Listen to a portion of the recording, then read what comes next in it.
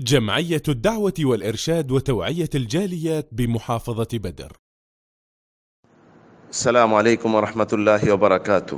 আলহামদুলিল্লাহ ওয়াসসালাতু ওয়াসসালামু আলা রাসূলিল্লাহ ওয়া বাদ। সম্মানিত মুসলিম ভাই ও বোনেরা, আমাদের এক ভাই জানতে চেয়েছেন কোরআন খতম করে এর সওয়াব বখশানো যাবে কিনা। যেটি আমাদের বাংলাদেশে সচরাচর হচ্ছে, কোরআন খতম করার পরে মৃত্যু ব্যক্তির নামে বা জীবিতদের নামে বা যেই বাড়িতে কোরআন খতম হচ্ছে সেই বাড়ির সবার নামে সওয়াব যে বখশানো হচ্ছে, এটা কতটুকু হাদিস সম্মত। বর্তমানে যে কোরআনের সওয়াব বখশানো হচ্ছে, কোরআন এবং হাদিসে এটি নেই। এটা শরীয়ত বিরোধী, শরীয়ত সম্মত নেই। রাসূল সাল্লাল্লাহু আলাইহি সাল্লামের যুগেও ছিল না, সাহাবীদের যুগেও ছিল না। কোনো সাহাবী এভাবে করেছেন বা পরবর্তী তাবিরা করেছেন, এটি কোনো প্রমাণ পাওয়া যায়নি। আল্লাহ রাব্বুল আলামিন কোরআনে কারীম অবতীর্ণ করেছেন, এটা মুসলিম জাতির জন্য একটি রহমত স্বরূপ। মুসলিম জাতি এতে তেলাওয়াত করবে, এর অর্থ জানবে, মুসলিম জাতি নিজে উপকৃত হবে এবং এই অনুযায়ী আমল করবে। যেমন আল্লাহ রাব্বুল আলামিন সূরা সাদে উল্লেখ করেছেন, কিতাবুন আনজালনাহু ইলাইকা মুবারাকুন লিয়াদাব্বারু আয়াতিহি ওয়া লিয়াতাযাক্কারু উলুল আলবাব।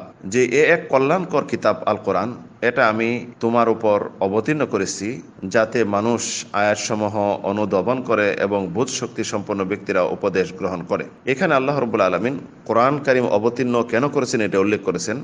পরবর্তী আয়াতে আল্লাহ রাব্বুল আলামিন ঘোষণা করেন, ইন্না হাযাল কুরআনা ইয়াহদি লিল্লাতী হিয়া আকওয়াম, যে এটি একটি মহাগ্রন্থ আল কোরআন যা অনেক জাতিকে পথ প্রদর্শন করে, তথা দিশেহারা পথহারা জাতিকে সঠিক পথ প্রদর্শন করে আল কোরআন। অন্যত্র আল্লাহ রাব্বুল আলামিন সূরা ফুসসিলাতে ইরশাদ করেন, কুল হুয়া লিল্লাযীনা আমানু হুদাও ওয়া শিফা, যে হে নবী আপনি বলে দিন, আল কোরআনে কারীম ঈমানদারদের জন্য হেদায়েত স্বরূপ এবং আরোগ্যতা, শিফা। যে কোরআনে কারীম মানুষকে আরোগ্যতা দেয় এবং টেনশন থেকে মুক্ত করে, এটি হলো তাদের জন্য একটি শিফা। রাসূল সাল্লাল্লাহু আলাইহি সাল্লাম কোরআনে কারীম সম্পর্কে বলেছেন, ইকরাউল কোরআন ফাইন্নাহু ইয়াতি শাফিআন লিআসহাবিহি ইয়াউমাল কিয়ামা, যে তোমরা কোরআন তেলাওয়াত করো। কোরআন তেলাওয়াত করলে কোরআন তেলাওয়াতকারীর জন্য আল্লাহর কাছে হাসরে মাঠে কিয়ামতের দিন সুপারিশ করবে যে, হে আল্লাহ, আমাকে সে রাত জেগে তেলাওয়াত করেছে, তুমি আমার সুপারিশ গ্রহণ করো। আল্লাহ রাব্বুল আলামিন তার সুপারিশ গ্রহণ করবেন। অন্যতে রাসূল বলেছেন, খায়রুকুম মান তাআল্লামাল কুরআনা ওয়া আল্লামাহ, তোমাদের মধ্যে ওই ব্যক্তি সবচেয়ে উত্তম যে ব্যক্তি কোরআন নিজে শিক্ষা করে অপরকে শিক্ষা দেয়। অন্যতে রাসূল সাল্লাল্লাহু আলাইহি সাল্লাম কোরআনে কারীম সম্পর্কে বলেছেন, মান কারা আল কোরআনা হারফান ফালাহু আশরু হাসানাত, যে ব্যক্তি কোরআনে কারীমের একটি বর্ণ পড়বে তার জন্য 10 নেকি। উল্লেখ্য, কোরআনে কারীম যে পড়বে, যে আমল করবে, তেলাওয়াত করবে, তার জন্য সওয়াব হবে। তবে এই সওয়াব ব্যালেন্স থেকে ট্রান্সফার করে দেওয়া এবং এই সওয়াব বখশাই দেওয়া কোরআন হাদিস বিরোধী।